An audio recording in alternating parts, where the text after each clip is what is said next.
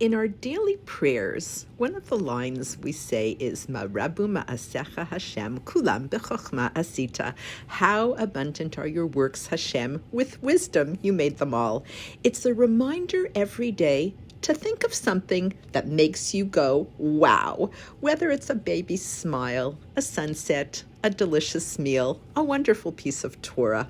We learn about time in this week's Parsha. We have the ability to determine when Rosh Chodesh is, when the new month begins. We were given the ability to control time based on the cycle of the moon.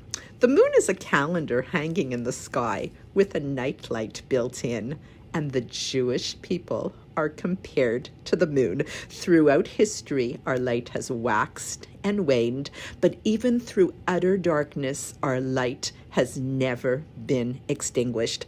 Rosh Chodesh offers us the opportunity to begin anew, not just once a year, but once a month. It's the ability to redefine my life.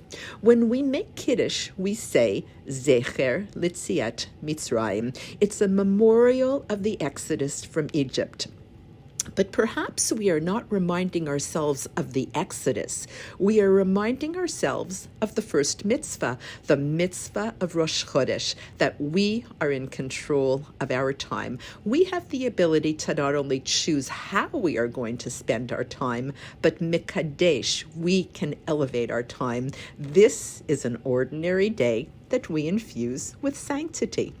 What's the difference between chametz and matzah? It's only time. Both are made of flour and water. Leave it a little bit longer, and the dough starts to rise. You know, we often get so caught up in the details that we miss the overall message. And the question is, why do we eat matzah?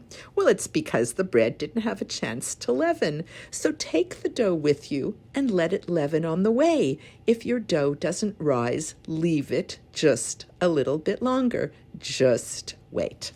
So we have come to the last plague, the plague of the firstborn, and the Egyptians start pounding on the door. Get out, get out. And we say, no, we're not leaving until the morning. 6 hours later, we finally come out, but we say, we can't go dressed like this. Can we go through your closet and take some of your clothes and maybe your jewelry to go along with that? And you know, the silver and the gold that you have hiding up in that closet, we'll take that as well. And then we start loading the wood because Yaakov planted trees and he told us to take them with us when we left Egypt. Why? We're not really sure yet. And the women, they say they aren't leaving without their musical instruments. Meanwhile, Moshe is nowhere to be found. Where is Moshe? He's looking for Yosef's bones. This has been going on for 12 hours. Finally, they're ready, and they say, what a good time to bake bread. But the Egyptians are all screaming at us to leave. What a surprise. They had to rush out so quickly. Also, they were told that they would not have enough food for the trip, but somehow the matzah lasted for 30 days.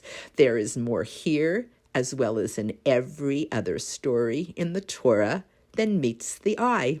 So go and pick something that speaks to you and sit down and learn. Nope, scratch that.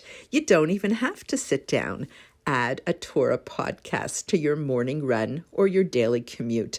There's a world of easily accessible Torah knowledge out there. It's literally Torah Anytime, to name one resource, and then share what you learn. And you may think, where am I going to find time to learn Torah?